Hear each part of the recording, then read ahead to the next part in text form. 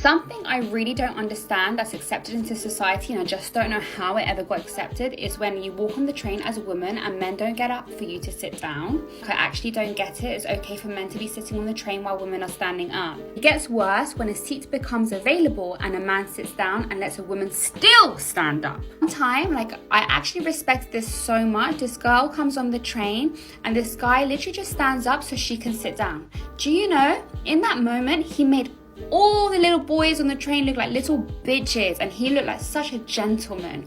Anyway, my opinion, unpopular, popular, I don't care. Ask any cop, he'll tell you. If you can't stand the heat, you better stay out of the kitchen. Lady, you have entered the Thunderdome known as the Subway Seat Battle Royale, and it's a rude awakening, I'm sure, but men are grizzled veterans of this particular blood sport, and in short, seats are first come, first served. And if you want a seat on the train, you're going to have to fight for it if you want one. Nobody's going to give up their comfort just because of your chromosome makeup. That ship has long since sailed because modern women have made a career out of bashing men for every reason under the sun. So do you honestly believe that these men care what you think? Gentlemen were gentlemen because they were appreciated by society. But as modern women decided that all men were worthless, lazy psychopaths, men have naturally been less and less inclined to do nice things for people because there's too good of a chance that a random act of kindness will come back to bite them in the bunghole. So if you want that seat, you're gonna have to work on your reflexes and take it yourself, honey, because you wanted equality, so you got equality. And this is the reality that you simply refuse to accept. You called down the thunder, well now you got it. What she really wants when she ignores you but will never, ever tell you. Disclaimer, this is if she's ignoring you on purpose. If she's just in general ignoring you, she probably is not interested and you have to move on. Now, this is for that unique situation where she is actually interested. She wants you to put in more effort. No. Nope, sorry sister, it's just not worth it. Why should a self-respecting man put in more effort to be with a woman who's going to resort to backhanded manipulation tactics just to get his attention? It's like daring a guy to climb Mount Everest for $5. What's the point? You're making it seem like you're this fantastic catch that any man would want, but let me ask you this, woman. If that was the case, then why the hell is this man not interested in putting forth more effort? You'd think that if you were this fantastic catch, he would be doing everything he could to lock you down, but that's clearly not the case here. Even if you told him to his face that he needed to put in more effort to keep you around, he still wouldn't bother because he was never all that interested the whole time. But that's only if you're apparently specifically ignoring him with intention because you like him, instead of accidentally ignoring him because you don't, which is apparently a thing. Plain and simple. She wants you to say something interesting. She wants you to deepen the emotional connection. She wants to hear from you. She's fed up with something. But again, that's if she likes you. That's not my problem. It's yours. You know what? I'm gonna let you in on a little secret, lady. That dude you want, he doesn't want you back. I know, it's hard to believe, but he couldn't care less. That's why he's not actively trying to make things work. And you'd know this if you just told him how you felt, but then that would require you to do some work. And the intergalactic space god Zozibidichard, all hail, knows that doing that would break your fantasy that you're not the most important person on the planet. And that's only if this guy knows that you like him in the first place. You've had to reiterate 3 times that this is only if you've got feelings for a guy. But how the hell is this guy supposed to know if you cut off all forms of communication? You see the problem here? You can't blame the guy for your lack of basic conversational skills. You can't expect him to carry every single conversation because you have nothing of value to add. Don't blame him. It's not his fault that you're not interesting. You're boring! You're fucking dull! You have nothing to say! You are a one-hived mind twat waffle! Modern men have no courage. Courage is something men used to pride themselves in. It was lumped into chivalry, part of being a man. But now you don't even have the courage to go talk to a girl? None of you are approaching women. None of you seem confident. And coming from a girl, I swear to you, all it takes is a little bit of courage to stand out. Yes, the gym is going to help. Yes, fashion is going to help. Yes, you need to be a good man. But none of that is going to matter if you're not willing to put yourself out there. Are you going to fail on many approaches? Absolutely. But who cares? I know it hurts, but what else are you gonna do? Continue to watch dating content that you never put to use? You have so much more control over your own destiny here. I'm too short, I'm too poor, modern women aren't worth it, feminism ruined everything, are just a bunch of lame-ass cop-out excuses. Boy, that escalated quickly. I mean, that really got out of hand fast. So if I'm understanding this correctly, then a man's natural survival instinct is now a lame-ass cop-out that makes us cowardly? Well, that is awfully convenient, lady. It seems that no matter what we do, we're the bad guys when it comes to modern relationships, even though men have significantly more to lose when it comes to approaching. Modern women have made it crystal clear, unless we meet the bare minimum standards for her hypergamy, then we are subhuman creeps who are deserving of the modern woman's wrath. This isn't about rejection. Men get rejected every day in life. It kind of comes with the territory. This is about needless humiliation, global shaming, and even a potential criminal record. And the risk for a woman if she approaches is significantly less drastic. Odds are all you'll have to face is some rejection, and if that is not that big of a deal, then what's stopping you, sugar? Who's the bigger coward here? The man who doesn't want to lose everything he built because he had the nerve to go talk to a woman he found attractive? Or the woman who's terrified of taking a mild bruise to her fragile ego? Modern women changed the rules, so stop resorting to your lame-ass cop-out of blaming us. Get some confidence and approach men for once. Or are you just a coward? Checkmate. Dang. So there is science behind why women should let men pursue them. So men's brains were wired to be hunters. Back in the day when guys had to go out and hunt for their food, their brains are wired to be better at picking up moving stimulus and taking visual cues. And they have a lot more of the hormone testosterone, which pushes them to go after what they want. So this is why in movies you see a pretty girl walk by and then the guy notices and goes after her. Wrong!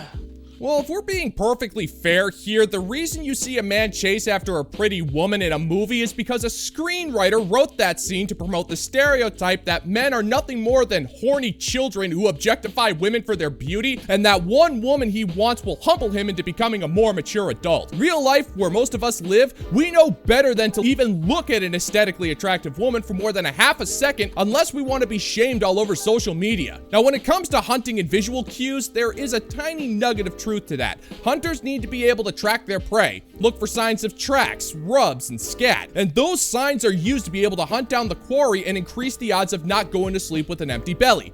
However, those things are easier to spot than some broad who glances over slightly and shifts her weight in her bar stool. That doesn't drive a primal man's urge to hunt. It confuses the living hell out of him, and that's even if he notices your lack of effort at all. This chase stimulates the reward center in a man's brain. Now for women, studies have shown that our brains are more wired to choose between different suitors.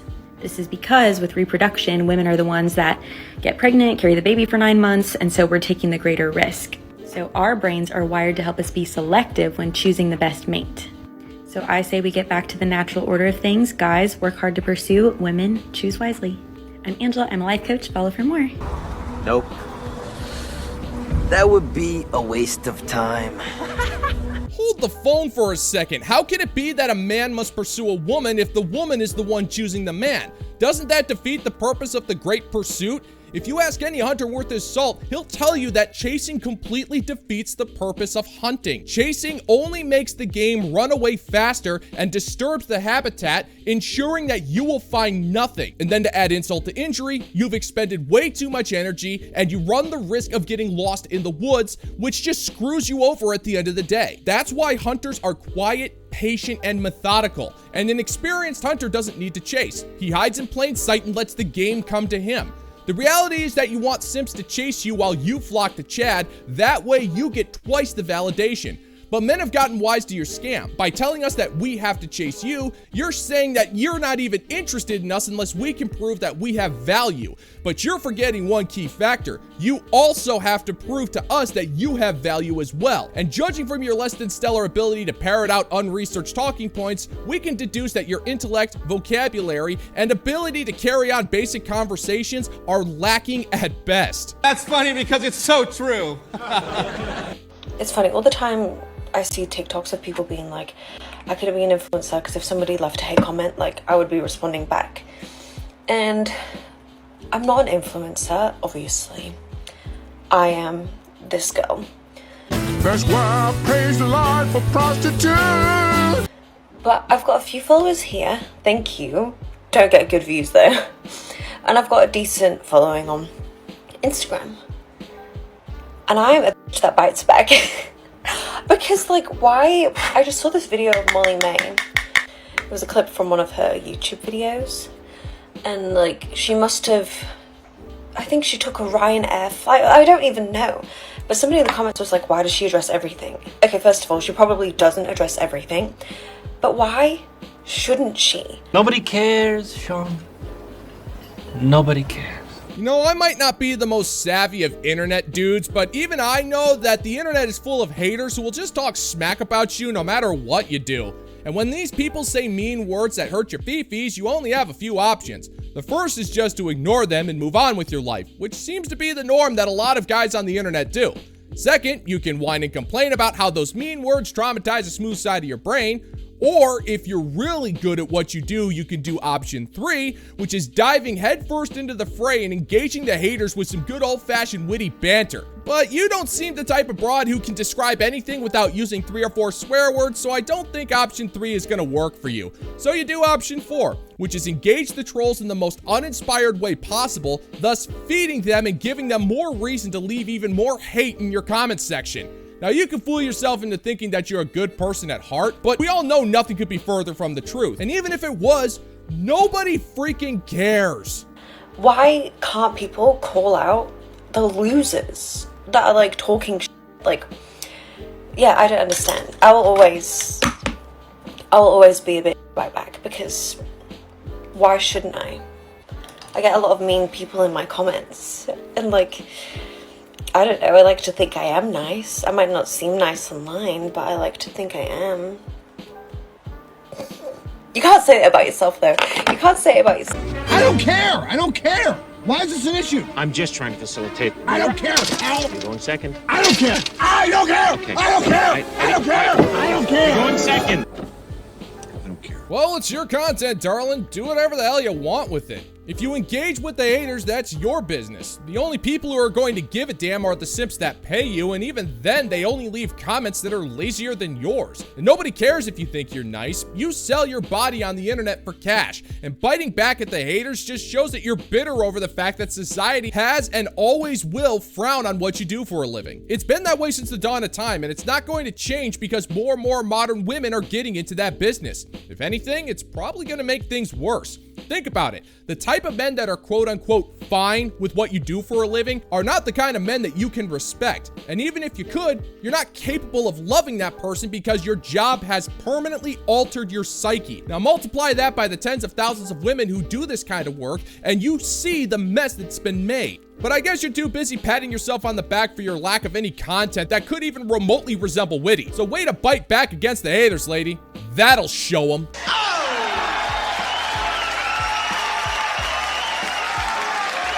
And that's gonna do it for today's video, gentlemen and gents. And as always, if you find that my particular brand of humor is bringing you to the brink of laughter, then why don't you scroll on down and click that like and subscribe button, ring the notification bell, leave a couple of comments, share this video so we can give the good old-fashioned middle finger to the YouTube algorithm. Thank you so much for checking out the new video, and I'll catch you on the flip side. And until next time, peace out, homies.